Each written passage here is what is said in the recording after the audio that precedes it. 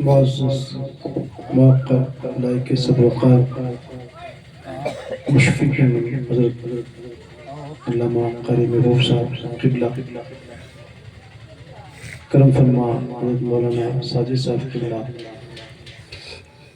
مولانا مستقیم صاحب قبلہ، حاجی فاروق صاحب قبلہ، مولانا اختر صاحب قبلہ، مولانا مسیح الزمان صاحب قبلہ، حافظ ثابت صاحب اور دیگر معزز موقر، بالخصوص قاری معشوق صاحب، قاری ثاقب صاحب، دیگر معزز موقر علماء ذوی الاحترام، بزرگوں، نوجوان ساتھیوں، عزیز بچوں، پردہ نشین خواتین اسلام، السلام علیکم ورحمۃ اللہ وبرکاتہ۔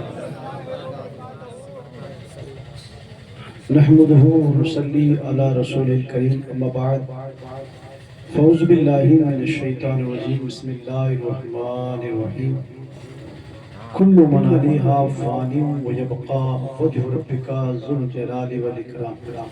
صدق اللہ العظیم، بلغنا رسولہ النبی الکریم، ونحن علی ذلک لمن الشاہدین والشاکرین والذاکرین والحمد للہ رب العالمین۔ معزز سامعین کرام، آج کی محفل، آج کی یہ بزم، آج کا یہ جلسہ مرحوم مغفور بشیر احمد کھیچی کے ایصال ثواب کے لیے رکھا گیا ہے۔ سبھی حضرات مل کر دعا کرتے ہیں اللہ پاک ان کی صغائر کبائر گناہوں کو معاف فرمائے، جنت الفردوس میں اعلیٰ سے اعلیٰ مقام عطا فرمائے، قبر میں رحمت و انوار کی بارشوں کو نزول فرمائے۔ مجھ سے پہلے آپ نے تمام علماء کرام کی زبانی مصطفیٰ کی باتیں، مصطفیٰ کی نعتیں سماعت فرمائی۔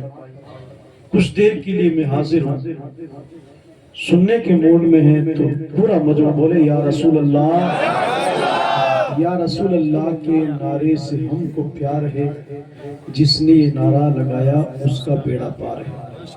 آئیے سب سے پہلے آقا نامدار، مدینے کی تاجدار، دونوں عالم کے مالک و مختار، بے کسوں کے کس، بے بسوں کی بس،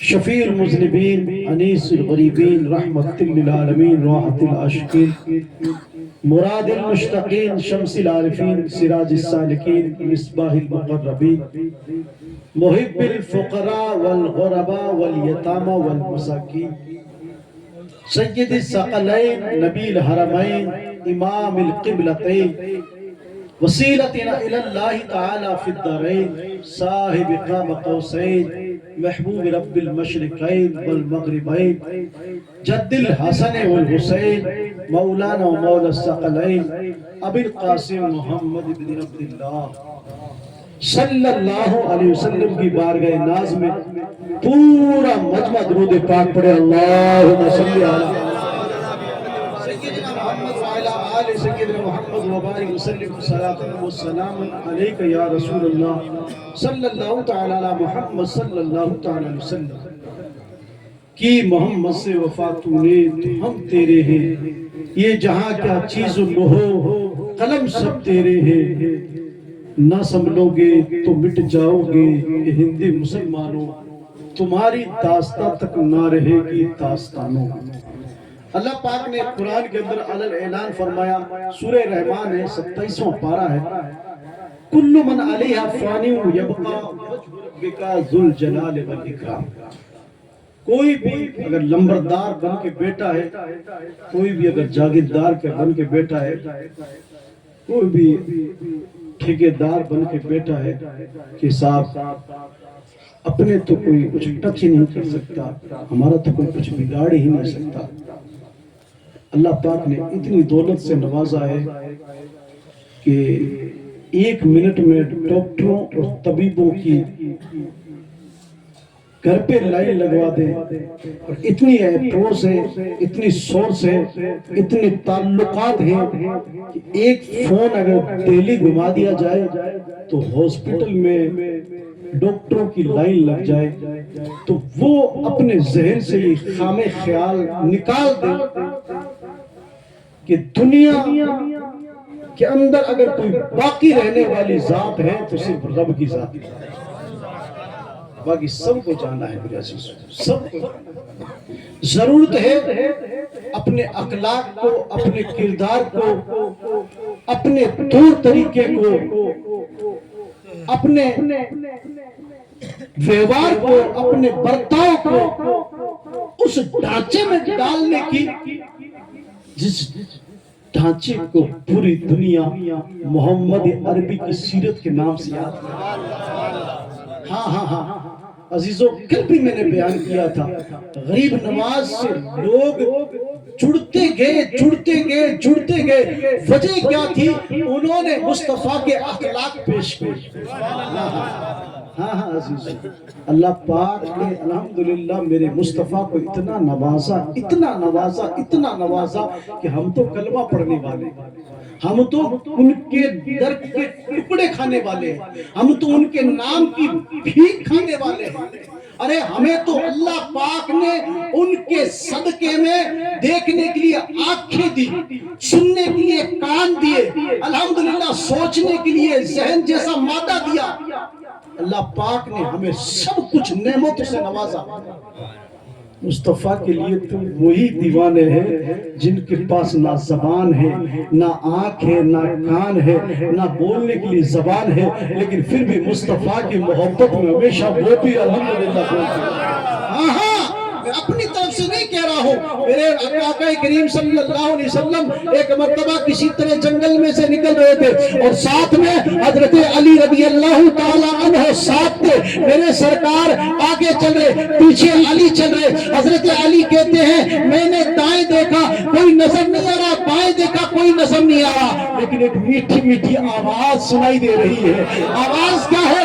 آواز آ رہی ہے الصلاۃ والسلام علیکہ یا رسول اللہ، الصلاۃ والسلام علیکہ یا حبیب اللہ۔ میں نے سوچا یار اس جنگل میں مصطفیٰ کا کون دیوانہ ہے، کون مصطفیٰ کا چاہنے والا ہے جو جنگل میں مصطفیٰ پہ درود و سلام پڑھ رہا ہے۔ ہم اور آپ درود پڑھیں، یہ کون سا کمال ہے؟ جنگلوں میں جن کو اللہ پاک نے زبان نہیں دی، جن کو سوچنے کی عقل و شعور نہیں دیا، جن کو نہ بولنے کی قوت ہے، گویائی نہیں ہے، لیکن پھر بھی مصطفیٰ کا جب بات آتی ہے، مدینے والے آقا کی بات آتی ہے، تو وہ بھی الحمدللہ درود و سلام پڑھنا شروع کر دیا۔ حضرت علی دائیں دیکھ رہے، بائیں دیکھ رہے، میرے سرکار نے دیکھا، آگے آ جاؤ، درود پاک پڑھے، اللہم صلی علی سیدنا۔ سب آگے آ جاؤ، جگہ کافی جگہ، تھوڑا سا آپ لوگ آگے دو، پیچھے کچھ لوگ کھڑے میں نے دیکھا، اور پیچھے ہلکے اگر تکلیف نہ ہو تو تھوڑا آگے آ جائے۔ حضرت علی رضی اللہ تعالیٰ عنہ کو دیکھ کر سرکار نے فرمایا علی کچھ پریشان سے لگ رہے ہیں۔ کہا یا رسول اللہ بات ہی ایسی ہے۔ کہا کیا بات ہے؟ کہا سرکار اس جنگل کے اندر کوئی آپ کا دیوانہ، آپ کا چاہنے والا، عاشق رسول، دیوانہ رسول، مستانہ رسول، پروانہ رسول، غلام مصطفیٰ سرکار اس جنگل میں کوئی میٹھی شہد جیسی زبان میں آپ پر درود و سلام پڑھتا ہوا نظر آ رہا ہے۔ یا رسول اللہ میں نے دائیں دیکھا نظر نہیں آ رہا، میں نے بائیں دیکھا نظر نہیں آ رہا، میں نے آگے دیکھا نظر نہیں آ رہا، میں نے پیچھے دیکھا نظر نہیں آ رہا، لیکن آواز آ رہی ہے۔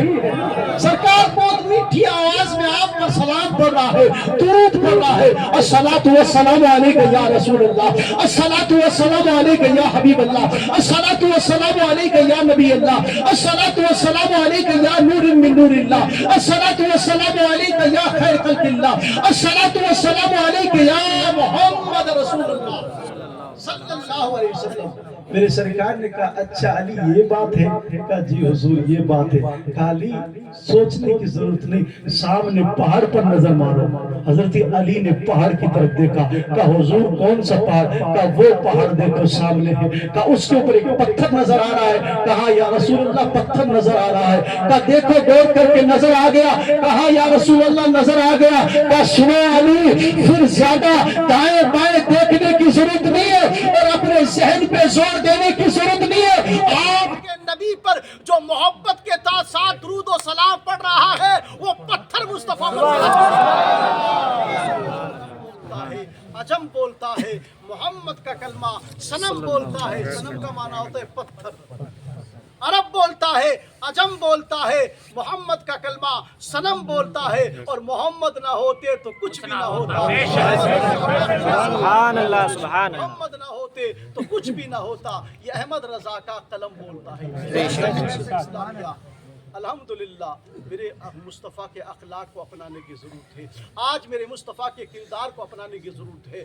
वक्त मैंने देखा है कि मेरे जो अजीज़ करम फरमा उलमा है, उन्होंने वक्त को मद्देनज़र रखते हुए जो बातें बतानी चाहिए तो सब बातें बताई। आपको ज़रूरत है अमल करने की, बेशक ज़रूरत है खुदारा अमल करने की, ज़रूरत है अमल करने की। अल्हम्दुलिल्लाह सुम्मा अल्हम्दुलिल्लाह। सरकारे गरीब नवाज हो, चाहे गौसे पाक हो, चाहे साबिर पाक हो, तमाम औलियाई कामिलीन हो। और मैंने तो अभी वक्त के बहुत नज़दीक एक शख्स को देखा जिनको पूरी दुनिया ताजुल शरिया अल्लामा अख्तर रज़ा खां अज़हरी के नाम से याद करती है। सुभान अल्लाह, सुभान अल्लाह। हाँ, अभी मैंने अपनी ज़िंदगी में अल्हम्दुलिल्लाह 6 साल उस आलिम दीन के साथ मैंने गुजारे कि अल्हम्दुलिल्लाह वो शरीयत मुस्तफ़ा के पाबंद थे, वो मुस्तफ़ा की सुन्नत से मोहब्बत करने वाले थे, वो मुस्तफ़ा के अमामे से मोहब्बत करने वाले थे, वो मुस्तफ़ा की मुज़म्मिल वाली चादर से मोहब्बत करने वाले थे, वो मुस्तफ़ा की अल्हम्दुलिल्लाह सुन्नत से मोहब्बत करने वाले थे, वो मुस्तफ़ा की हर अदा से मोहब्बत करने वाले थे। इसलिए मैंने देखा है कि वक्त के जो अपने वक्त के ज़माने के लीडर थे वो उनके दरवाजे पे खड़े रहते थे। नारे तकबीर, नारे रिसाला, नारे रिसाला, नारे ताजो शरिया जिंदाबाद, लगे आला गजरा जिंदाबाद। नारे तकबीर। मैंने माथे की आंखों से देखा है अजीजा ने मिल्लत इस्लामिया, जब बंदा खुदा से मोहब्बत करने लग जाता है, अल्लाह के रसूल सल्लल्लाहु अलैहि वसल्लम की बातों पर अमल करने लग जाता है, उनकी सुन्नतों को अपने अंदर समा लेता है, तो अल्लाह पाक उसको मकाम व मर्तबा अता फरमा देता है कि अल्हम्दुलिल्लाह कचोचा के मखदूम पाक अशरफ जहांगीर शिवनानी रहमतुल्लाह ताला अलैह के मुरीद को अगर कोई पत्थर सूरत के अंदर कोई खूबसूरत पसंद आ जाए तो अल्लाह के वली फरमा दे कि तुझे ये पत्थर के अंदर जो मूर्ति बनी है ये खूबसूरत तुझे पसंद आ गई। कहा हुजूर मुझे पसंद आ गई, तो अल्लाह के वली के ज़बान से निकलता है कि तू सूरत तो पत्थर की थी, अब तू औरत बन जा। तो इस्लामिया कहने का मकसद और मंशा ये है कि हमें ज़रूरत है मुस्तफ़ा की सीरत को अपनाने की, अल्हम्दुलिल्लाह मेरे मुस्तफ़ा के अखलाक को अपनाने की, मेरे मुस्तफ़ा के किरदार को अपनाने की। आज मरहूम का घर पे हम जमा हुए हैं ईसाले सवाब के लिए, जितना हो सके अल्हम्दुलिल्लाह दुरूद पाक पढ़े। अभी मैंने जैसे पढ़ाया माशाअल्लाह पूरे मजमे ने दुरूद पढ़ा। मेरे अजीज़ों उनकी बख्शिश के लिए सबसे बड़ा तोहफा है। बेशक बेशक। तकरीरें होती रहती, तकरीरें होती रहेगी। और मैंने देखा है कि तकरीर के बाद अगर कहीं फीडबैक लिया जाए कि फला साहब ने क्या बयान किया था, का माशाअल्लाह बहुत जोरदार बोले थे, बहुत जोरदार, बहुत जोरदार, पूरे मजमे को हिला दिया। क्या बोले थे ये तो याद है, क्या बोले? तो फिर मजा नहीं आता है। मैं चाहता हूं कि अगर हम यहाँ बैठे हैं तो कोई ऐसी बात अपने जहन की खिड़की के अंदर बंद करके निकले, यहाँ से जाएं, ताकि अल्हम्दुलिल्लाह और उस मरहूम के लिए हाजिर हुए हैं उनको कुछ पेश करके जाए, ताकि अल्हम्दुलिल्लाह हमारा आना कबूल हो जाए, हमारा बैठना कबूल हो जाए। घर वालों ने जो महफिल कराई है महफिल रब की बारगाह में कबूल हो। हज़रत हसन बसरी रहमतुल्लाह ताला अलैह बड़े पाए के बुजुर्ग थे, दुरूद पाक कसरत से पढ़ा जा रहा है, पहले भी पढ़ाया, मैंने भी पढ़ाया और बार बार मैंने देखा पढ़ा जा रहा है। इसको हल्के में मत लेना, इसको ऐसे मत लेना। हज़रत हसन बसरी रहमतुल्लाह ताला अलैह बड़े पाए के बुजुर्ग गुजरे, उनके पास एक औरत आई, कहा हुजूर दुआ फरमा दी। कहा क्या बात क्या है? कहा हुजूर मैंने रात को अपनी बच्ची को ख्वाब में देखा कि उसकी कब्र के अंदर आग के शोले भड़क रहे, आग के अंगारे बरस रहे। हुजूर मुझसे देखा नहीं जाता है, मेरी बच्ची का रोना और बिलबिलाना मुझसे देखा नहीं जाता, हुजूर आप दुआ फरमा दीजिए, आप अल्लाह के नेक बंदे। अक्सर पेशतर होता है, हम इमाम साहब से दुआ करवाते, इमाम साहब दुआ कर दीजिए, हम पीर साहब आते, पीर साहब से दुआ करवाते, पीर साहब दुआ कर दीजिए, कोई भी नेक आलिम आता है कहते दुआ कर दीजिए। किस लिए? जनाबे वाला हमें पता है कि ये रब की बारगाह में 5 मरतबा रब को मनाने की कोशिश, इसलिए ये अगर दुआ करेंगे तो रब की बारगाह में दुआ मकबूल होगी। वो माई आई और उसने कहा हुजूर दुआ फरमा दी। आपने कहा अम्मा मैं भी तेरी बच्ची के लिए दुआ करूंगा, आप भी घर पे जाए सूरे मुल्क की तिलावत करें और अपनी बच्ची की मग़फ़िरत की दुआ कीजिए। अल्लाह अकबर कबीरा। वो हसन बसरी रहमतुल्लाह ताला अलैह की ज़माने की औरत थी, اس لیے سورہ ملک سنتے ہی اس کے کان میں پتہ چل گیا کہ ہاں سورہ ملک قرآن کے اندر ہے، 29ویں پارے کے اندر ہے۔ آج ہماری ماں اور بہنوں کا یہ حال ہے کہ ان کو پتہ نہیں سورہ ملک کس کا نام ہے، بے شک بے شک کون سے پارے میں، یہ پتہ نہیں ہے۔ قرآن اگر رکھا بھی جاتا ہے گھر میں تو اس لیے رکھا جاتا ہے تاکہ رات کو بچے ڈرے نہ۔ قرآن اگر گھر میں رکھا بھی جاتا ہے تاک کے اندر تو اس لیے رکھا جاتا ہے تاکہ گھر میں کوئی جادو ٹونا، کسی طرح کا کوئی بھوت کا سایہ نہ ہو۔ پڑھنے کے لیے بہت کم، معافی چاہتا ہوں، یہ حقیقت ہے جو ہم اور آپ دیکھتے ہیں، رات دن مشاہدہ کرتے ہیں۔ گھروں میں قرآن، کتنے ایسے گھر ہیں جن میں روزانہ قرآن پاک کی تلاوت ہو۔ میرے عزیزو، آج جو مصائب و آلام کے پہاڑ ٹوٹے جا رہے ہیں، آج جو مصائب و آلام ہم پر برسائے جا رہے ہیں، اس کی فقط وجہ یہ ہے کہ ہم نے طریقہ مصطفیٰ کو چھوڑ دیا، اور طریقہ مصطفیٰ کو چھوڑنا ہے وجہ بربادی۔ اسی سے قوم ہوئی ہے دنیا میں بے اقتدار ہوئی۔ جس زمانے میں حضور سے محبت کرتے تھے، مصطفیٰ کے طریقے پہ الحمدللہ عمل کرتے تھے، میں نے دیکھا ہے کہ اللہ پاک نے ان کے ایمان میں اتنی طاقت دے رکھی تھی کہ اگر وہ گھوڑے اپنے پانی کے اندر اتار دیتے تھے تو پانی کی مجال نہیں ہوتی تھی کہ گھوڑوں کو اندر ڈوبا دے، بلکہ گھوڑے پانی کے اوپر ایسے چلتے تھے جیسے پتھروں کے اوپر چلتی ہوئے نظر آتے۔ دریا بھی نہ چھوڑے ہم نے، بحر ظلمات میں دوڑا دیے گھوڑے ہم نے۔ عزیزان ملت اسلامیہ، حسن بصری رحمۃ اللہ تعالیٰ علیہ کے زمانے کی عورت تھی، کہا حضور میں دعا کروں گی، میں سورہ ملک کی تلاوت کروں گی، آپ اللہ کے نیک بندے آپ دعا کرنا، میں آپ سے فریاد لے کر آئی ہوں، آپ کی بارگاہ میں التجا کرتی ہوں۔ حسن بصری رحمۃ اللہ نے کہا ماں جاؤ، میں آپ کی بچی کے لیے دعا کروں گا۔ کچھ دنوں کے بعد حسن بصری رحمۃ اللہ تعالیٰ علیہ خود فرماتے کہ میں ایک قبرستان کے پاس سے گزر رہا تھا، میں نے دیکھا Bluetooth mode. قبرستان ہے، ایک مومن کا حق ہوتا ہے، ایک مومن کا فریضہ ہوتا ہے، ایک کلمہ پڑھنے والے کا یہ حق ہوتا ہے کہ اگر قبرستان ہے تو مرنے کے بعد سب اپنے دنیا میں ہوتا ہے، یہ میرا بھائی ہے، یہ میرا دادا ہے، یہ فلاں ہے، یہ فلاں ہے۔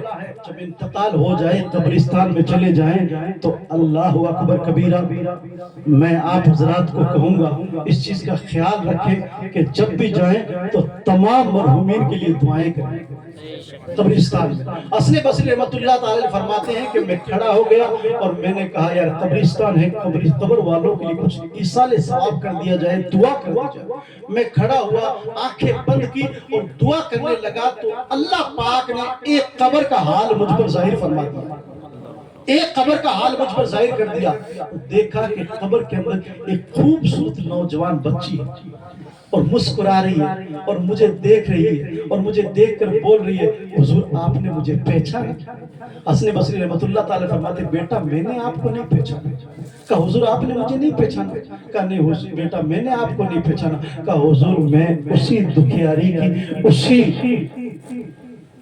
پریشان حال ماں جو کچھ ٹائم پہلے آپ کے پاس آئی تھی اور دعاؤں کی درخواست کی تھی، میں اسی دکھیاری ماں کی بیٹی ہوں۔ اللہ اکبر کبیرہ۔ حسن بصری رحمۃ اللہ تعالیٰ علیہ فرماتے ہیں بیٹی ایسا کیسے ہو سکتا ہے، تیری ماں نے تو میری بارگاہ میں آ کر یہ عرض لگائی تھی کہ دعا کرنا، میری بیٹی کی قبر کے اندر آگ کے شعلے بھڑک رہے، آگ کے انگارے برس رہے، آگ پہ توق نازل ہو رہے، اس کی قبر میں عذاب الہی نازل ہو رہا ہے، لیکن بیٹی میں دیکھ رہا ہوں کہ تیری قبر تو جنت کا ٹکڑا بنی ہوئی ہے، تیری قبر میں تو جنت کے میوے نازل ہو رہے، تیری قبر میں تو جنت کے طباق نازل ہو رہے، تیری قبر تو ایک باغ خوبصورت باغ بنا ہوئی ہے۔ اللہ اکبر کبیرہ۔ وہ بچی کہتی حضور میری ماں نے جھوٹ نہیں بولا تھا، میری ماں نے سچ کہا تھا، میری ماں نے جھوٹ نہیں بولا تھا۔ تو کہا بیٹا پھر یہ کیا معاملہ ہے، یہ میں کیا دیکھ رہا ہوں؟ کہا حضور میری قبر کے اندر آگ کے شعلے ہی بھڑک رہے تھے، لیکن بلا ہو اس اللہ والے کا، آپ کی طرح کوئی ایک نیک بندہ تھا، اس قبرستان کے پاس سے گزر رہا تھا اور اس نے کھڑے ہو کر 1 کروڑ مرتبہ نہیں، 1 لاکھ مرتبہ نہیں، 1000 مرتبہ نہیں، فقط ایک مرتبہ اس نے درود پاک پڑھا اور درود پاک پڑھ کر اس نے رب کی بارگاہ میں ہاتھوں کو دراز کیا اور ہاتھوں کو دراز کر کے اس نے اس درود کا ثواب قبر والوں کے لیے ایصال ثواب کیا۔ حضور اس ایک مرتبہ درود پاک پڑھنے کے صدقے میں اللہ پاک نے صرف میرے گناہ کو نہیں بلکہ اس قبرستان کے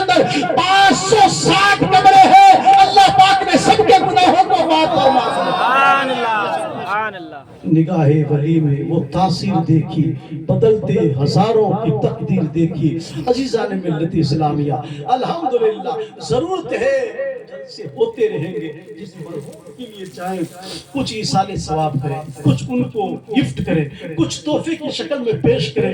ہماری طرف سے ان کے لیے بہت بڑا تحفہ ہوتا ہے، بہت بڑا گفٹ ہوتا ہے۔ ابھی میں نے مہاجن کے ماشاءاللہ کافی چہرے نظر آ رہے، 2-4 دن پہلے وہ پروگرام تھا، میں نے وہاں بھی ذکر کیا تھا، کوئی بھی آدمی اس خیال خام میں نہ رہے کہ جناب اللہ کا کرم ہے، بہت کچھ دیا ہوا ہے اور ہمارا تو کوئی کچھ بگاڑ ہی نہیں سکتا۔